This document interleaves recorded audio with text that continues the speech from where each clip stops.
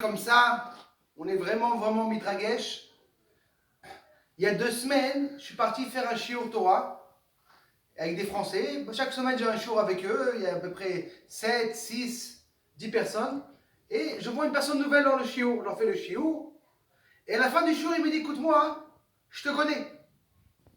Je fais, je ne me rappelle pas de toi. Il fait, rappelle-toi, j'ai appris avec toi à l'école Shnéo. Sinon, j'arrive pas à me rappeler. Il me dit, ça te dit quelque chose, elle base.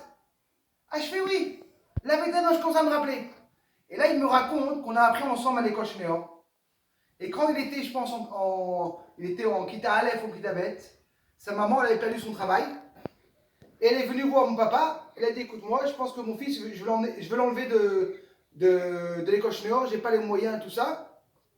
Et là, mon papa, Zichron Avraham, Menachem Mendel Mordechai Ben Yosef Eliyahu, et aussi Mochai nous dit, il n'y a pas ça. Un enfant juif, il restera là.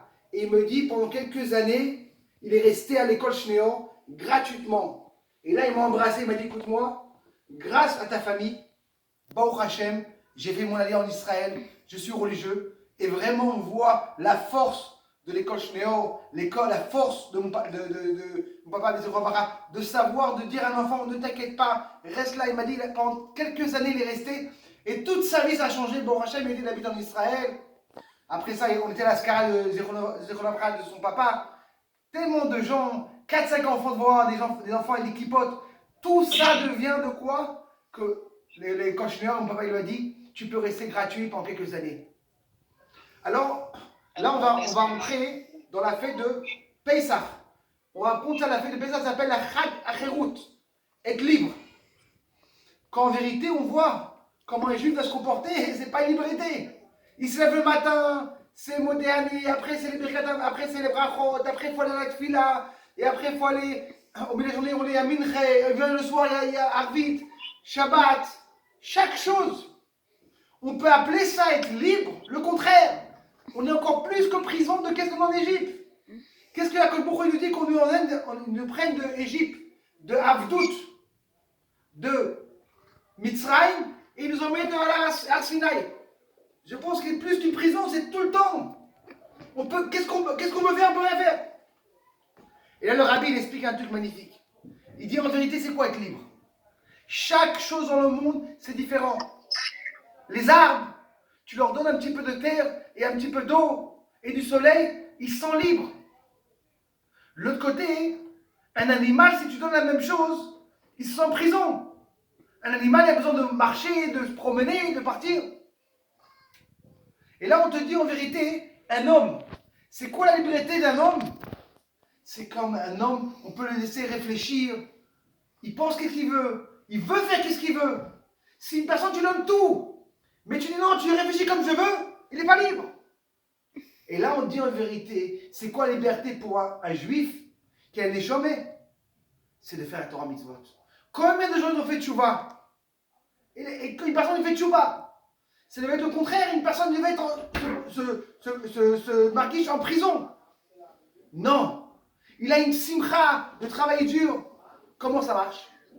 Parce que d'Afka, quand une personne il est libre, il sort la neshama. Combien de gens ils se sont je suis jamais content, jamais suffisant. Comment ça se fait? Parce que la vérité, la personne, la neshama, elle n'est pas libre. Comment une personne, une neshama, elle peut être libre? C'est d'Afka quand tu leur donnes la Torah mitzvot. Et pour ça, la Torah te dit, c'est quoi une personne qui est libre? C'est d'Afka quand une personne, en vérité, il avait Torah mitzvot. Le rabbi continue, il dit un pérouche magnifique. C'est quoi être libre? C'est d'être patron de soi-même. Si une personne, il n'est pas patron de soi-même, il n'est pas libre. Si une personne, malheureusement, il aime le jeu casino ou quelque chose d'autre, quand une personne qui est libre, c'est une personne qui est patron d'elle-même. Une des choses qu'on voit en vérité, c'est quoi? La Torah nous dit quoi? La Torah te dit un mot. Pas que je peux pas. Et en général, je peux pas. Une personne dit je peux faire Shabbat, mais je peux pas, j'ai le travail. Une personne il peut dire écoute-moi, je veux garder manger cachère, mais j'arrive pas. La Torah elle te change pas, je peux pas, tu veux pas. Cette grande différence entre deux mots, la Torah te montre que quoi, il y a un kippo. Tu fumes? Non. Si maintenant tu fumes un autre jour, c'est que quoi? Si tu veux pas, c'est pas que tu peux pas. Si une personne, en vérité, on lui propose de manger du fromage, après il a mangé de la viande, il ne prend pas. Ça veut dire que chaque jour, la Torah te change du mot que je peux pas, on veut pas. Et c'est ça, en vérité, la Torah te dit, c'est ça la vraie, une personne qui est libre. C'est une personne qui peut te dire que quoi, c'est moi, je suis patron à soi-même. Et ça, en vérité, la Torah, la force est dans la Torah. Il y a une magnifique histoire, comment on voit que toute la vie, en vérité, c'est un puzzle, c'est comme un puzzle de chaque chose. Des fois, on n'arrive pas à comprendre les détails, mais à la fin, on se dit, ah, c'est incroyable. Comment je comprends chaque chose qui arrive à la fin, mais sans ce détail-là, je n'aurais pas pu arriver là.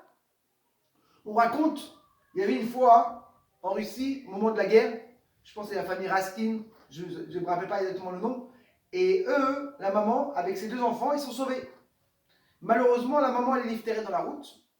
Alors les enfants, ils l'ont pris dans une bête étomime, un endroit pour les enfants, les enfants qui n'ont pas de parents. Après la guerre, ils sont venus voir les enfants. Les enfants, une, elle avait 5 ans et demi quand elle avait la guerre, une elle avait 6 ans et demi. Et on leur a demandé, est-ce que tu connais de la famille? Les gens, ils connaissaient la famille, ils pouvaient repartir à la famille. Si tu ne connais pas la famille, tu ne connais pas un numéro de famille ou une adresse, on te laisse dans le bec tétomine, la maison de orphelin. Et ils viennent, et la fille dit oui, j'ai une tante qui habite exactement l'adresse, exactement la rue. Et là, le Ménaël, le responsable de tout l'endroit de Bététomime où il y a les orphelins, il dit mais c'est pas possible. 99% personne ne sait. Comment tu sais? Et là, les enfants, ils racontent une histoire incroyable.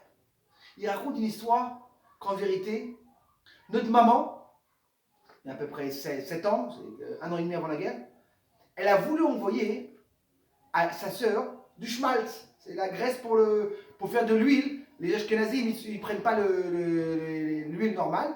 Alors on avait l'habitude de quoi? De prendre la graisse de poulet, on le rend un petit peu frit. Et de là, on fait quoi? On fait de l'huile pour Pessah. Elle prend une belle caisse, elle va envoyer sa sœur. Elle arrive à la poste, et là-bas, il y a une personne qui est méchante, antisémite, il dit non, votre caisse n'est pas bien fermée. Elle dit, mais monsieur, la caisse, elle est bien fermée. Si je vois demain, c'est trop tard. Ça va arriver dans la fête et c'est trop tard. Elle a besoin pour ce aujourd'hui. Elle dit, écoute-moi, madame, vous avez 2 choix. Ou vous rentrez à la maison, vous donnez une nouvelle caisse, ou je vous envoie pas.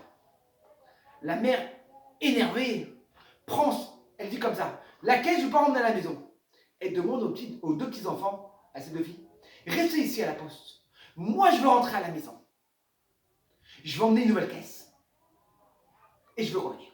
La maman, pendant 1h30, le trajet, elle prend pour arriver à la maison. Et toute la route est énervée. Et elle revient, elle emmène la caisse. Dans ce moment-là, que les enfants, ils n'ont rien à faire. Il n'y a même pas de portable, de WhatsApp, il n'y a pas de Facebook, il n'y a pas de téléphone. Au même moment, ils commencent à jouer le jeu de l'adresse. Et chacun regarde l'adresse de la caisse et ils rigolent entre l'adresse. Pendant 2h30, les enfants, ils rigolent entre l'adresse. Et ils rigolent. Et là, il leur dit au responsable, il y a 7 ans, quand nos mamans les laissaient, là on a appris l'adresse. Regardez cette histoire magnifique, incroyable. Comment l'histoire, c'est un puzzle. La mère au moment était très énervée. Comment cette personne va m'esquinter ma fête? Comment je vais faire? Je ne sais même pas si je vais réussir. 7 ans après, 2 petites filles juives étaient sauvées d'une orphelin de chrétiens, de goïm. Et Baruch Hashem, des milliers de petits-enfants sont venus de ces enfants-là. On apprend d'ici de voir toute la vie comme un puzzle. D'avoir la patience. Des fois, on ne comprend pas des choses. Comme on peut comprendre, mon papa, une personne qui donnait que la bonté pour tout le monde. Mais des fois, on ne peut pas comprendre. Combien de gens ils ont fait la Chizuk grâce à lui? On ne peut pas comprendre le Inyan, mais Bezrat Hashem, on est sûr que bientôt, le puzzle, doucement, il se construit. Et Moshiach va venir. Et mon papa, il va revenir avec tous les tzadikim, avec le Rebbe, avec tout le monde. Et là, on va dire, ah, comment on comprend chaque chose. Peut-être qu'il a fait encore une personne qui a fait Tchouvé, peut-être encore une famille, ils ont vu l'histoire de mon papa. Et en vérité, on ne peut jamais comprendre. Cette maman, au moment même qui a eu cette histoire, était toute énervée. Mais après ça, je suis sûr dans le ciel, cette maman, quand elle voit tous ses petits-enfants, grâce à cette histoire du schmaltz, de ce postier qui ne voulait pas l'envoyer, ça a sauvé. Que Bezrat Hashem, On apprend de ce message que la vie c'est un puzzle. On ne peut pas tout comprendre. Mais à la fin on comprend. Qu'on demande à Kosh Borou qu'il nous envoie que du bonté pour chacun. Mon papa, Baruch Hashem, il avait une maille de grand maille, ne parlait jamais la chenorée. Jamais. On raconte que des fois, quand on est Shabbat, on était avec lui. Papa,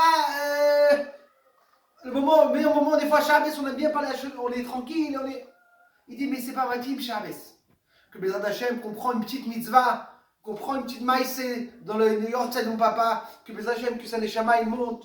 Combien il a donné pour les Koshnéo, combien il aimait les Koshnéo, que Bezrat Hashem, on espère avec le Rebbe qui viendra, qu'il amène la Géoula. Atzloche, en direct de Eretz Israël, et je voulais seulement vous dire